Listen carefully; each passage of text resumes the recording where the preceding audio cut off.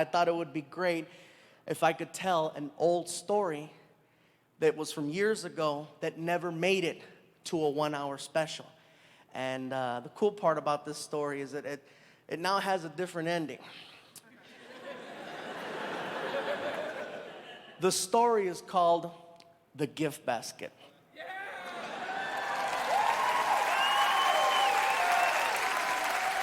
Some of you know it, some of you don't know it, but after this, you're never gonna forget it. All you have to know about this story is that all the people involved have always been and will continue to be friends. That being said, Martin and I, all the good ones start like that. Martin and I are scheduled to perform in Northern California. Usually we fly, but this particular day I was having a problem with Southwest Airlines. They wanted me to pay for an extra seat for someone who wasn't traveling with me. Take your time, you'll figure it out. Anyway, I tell Martin, I'm not paying for an extra seat. Let's just drive, it's 6 hours. So we headed north.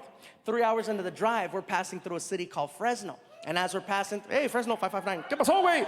Anyway, as we're passing through Fresno, we start seeing billboards off the side of the freeway that said, performing this weekend at the Radisson Hotel. Directly from BET's Comic View and Showtime at the Apollo, comedian G. Riley. And I look at Martin, I go, oh shoot, G's in town. And Martin goes, yeah, I haven't seen G in years. So we're like, let's stop by the hotel and say hi. So we pull into the parking lot. We walk in. I tell Martin, he doesn't know we're here. I'm gonna crank call his room. He goes, what are you gonna say? I said, I'm gonna tell him that I'm the front desk and that he just received a gift basket. He goes, what's so funny about a gift basket? I said, I'm gonna describe it over the phone. And I'm gonna make all the items that are in this imaginary basket become items that stereotypically a black person might like. But you're crazy. I said, I'll tell you what, we got 2 hours to kill. How about this? How about we go to the supermarket and we make an actual racist gift basket? And we'll have it delivered and we'll wait outside to see what happens. I said, are you down? We go to a store and we start to design the sickest practical joke ever. I get a shopping cart and I'm like, all right, we need a basket. So I find one, I take out the grass, the plastic eggs, and the chocolate rabbits, and we start hitting the aisles. First item I grab is a fried chicken about that big, okay? See how quick that laugh was? There's a few black people in here like, motherfucker, this better be funny.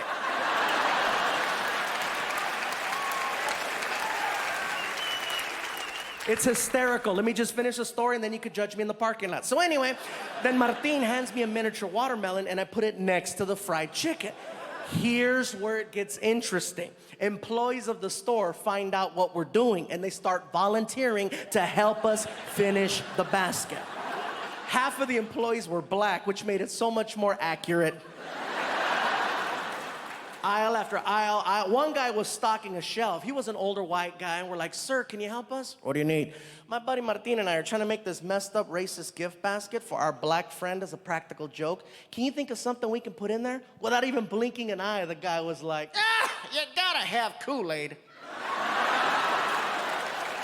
It's at the end of the aisle on the right. Malt liquors and XL over in the back of the store in the freezer section. It's on sale 2 for $1. By the time we get to the register, all these different employees plus us came up with the basket that had fried chicken, watermelon, Kool-Aid, grape soda, barbecue potato chips, sunflower seeds, an Ebony magazine, a Chris Rock DVD called Bigger and Blacker, Magnum condoms, Newport cigarettes, a rack of ribs, the recipe for cornbread. It was getting bigger and bigger and bigger and bigger. Icing on the cake, we find a greeting card that's on clearance from Halloween, and it has a picture of 3 ghosts on the cover wearing sheets. I tear off the half that says Happy Halloween, and on the back of the card I write, welcome to Fresno, love the Chamber of Commerce. And we stick it to the basket. We made it all nice and pretty, and we haul ass to the hotel. We pull up, we walk in. The basket is hot as hell, so I'm racing in. I get inside and I put it on the counter as fast as I can, bro. It's too perfect. There's a black girl behind the front desk. As soon as I put the basket down, I hear...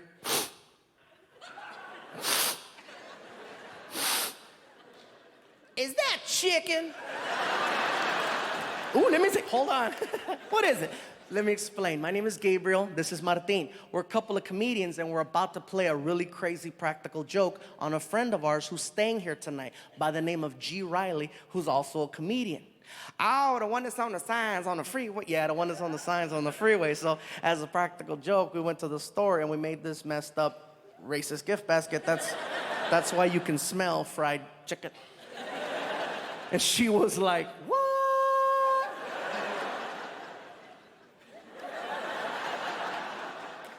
You need Jesus, that's what you need. Kiki, girl, you better hang up that phone. You ain't gonna believe what I'm looking at over here, girl. Listen, we think it would be hysterical if we could have you deliver the basket for us. She lost it. Oh, the hell you didn't. I know you didn't just ask me to take that to a black man. You are out your damn mind. Oh, Lord, give me the strength to not kill this big-ass Mexican over here, Lord.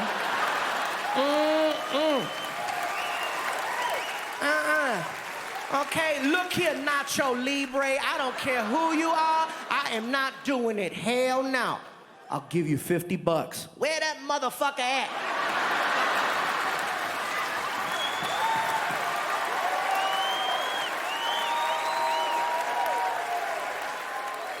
We follow her to the hotel room. She knocks on the door. Martin and I hide by the elevator on the floor. She knocks. G opens the door, sees a beautiful black woman standing there with a gift basket. This is for you, baby. He says, thank you, closes the door. She walks away and she sees us on the ground hiding, right? And she's like, y'all still going to hell. We get up and we walk over to the door and we put our ear. Listen, listen. This is what we hear inside. Woo! Chicken. Oh, Kool-Aid. He's getting excited over every single item he's pulling out of the basket. He gets to the greeting card. Welcome to Fresno. Love the Chamber of Commerce. Hell yeah. Then we feel him flipping the card over because his voice changed. He's like, oh yeah, man, this is, what the fuck? Outside the door, we heard, racist bastards. When we heard racist bastards, we lost it. Ah! Housekeeping is freaking out. ¿Qué está pasando allá? ¿Qué andan haciendo ustedes? Muchacho, ¿qué está pasando, gordito? ¿Qué andas haciendo? We're laughing, we're crying, we got boogers coming out. We can't take it anymore. We knock on the door.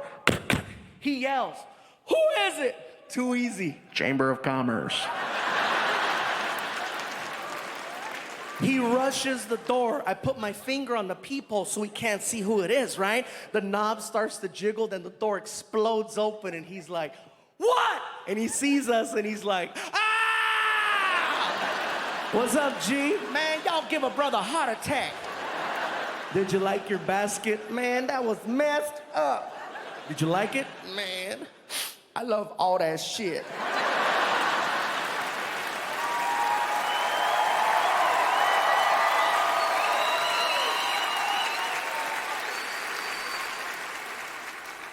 And now, ladies and gentlemen, a story that has been 7 years in the making. I would like for you to now hear, for the first time ever, the other side of that story. Ladies and gentlemen, I flew him here to Hawaii so that he can share this with you.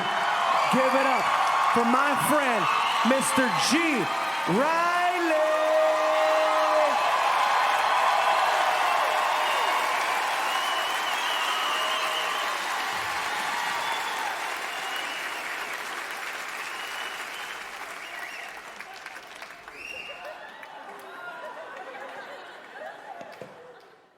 I gotta be honest, I didn't know it was racist. I thought it was lunch.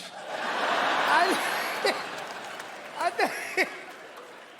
thought it was lunch. I didn't know it was racist till I got back to my neighborhood. And brothers in my neighborhood looked at me. They say, man, I don't believe you let that Mexican guy do that to you, man. That was messed up. I know you got him back. I said, what, buy him lunch? I can't afford to buy that man lunch. If I buy him lunch, he'll be getting me again. But see, you gotta understand, it was the perfect set of circumstances when it happened. Because I'm laying across the bed in the hotel. I had never been to Fresno before. And I wanted something to eat, and I didn't know where to go eat. So I'm laying across the bed, and I'm saying to myself, where could I go eat? I wish I had some food. And all of a sudden, magically, there's a knock on the door, and a black girl shows up with a gift basket.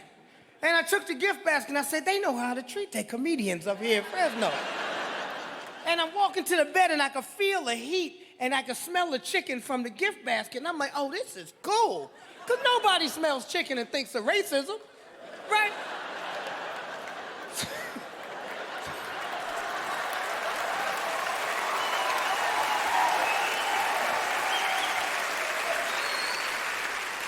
Right, so I see the watermelon. I'm like, oh, this is cool. They know how to treat a comedian up in here. I get to the card, and I look at the card, and I go, what the fuck is going on? I said, oh, my God, I'm working for the Ku Klux Klan.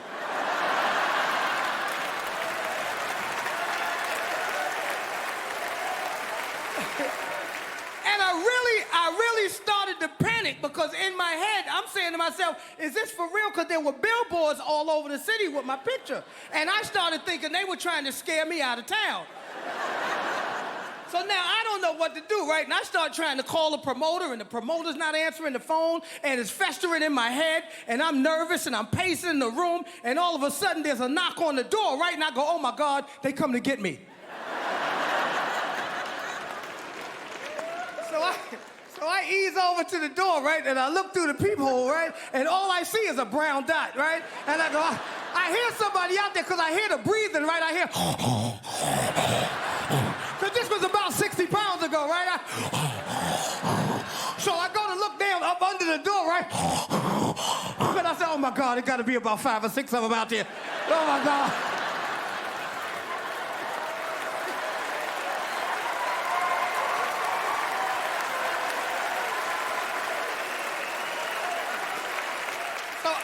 Like this. I figure, okay, you know what? If it's gonna happen, it's gonna happen. You know, if it's gonna happen, I'm gonna go down swinging, right? So I put my best black face on. You know, I tried to look mean. You know, I look like this guy right here. I look like that guy right there, right? And I go, who is it? And they go, Chamber of Commerce. And I'm like, oh my God, the Chamber of Commerce is the Ku Klux Klan. And I'm panicking, so I get to the door, right? And I pull the door open, and when the door opens up, these guys are falling all over the hall, laughing at me.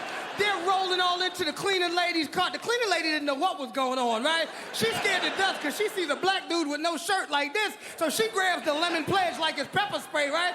She's ready to get...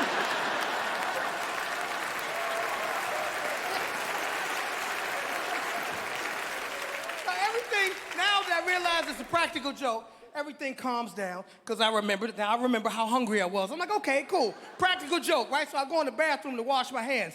While I'm in the bathroom washing my hands, I hear a commotion in the other room, right? I go back in the other room. They're going through the gift basket. The maid is leaving with the watermelon. Martina's drinking my 40, and this fluffy bastard is eating my chicken!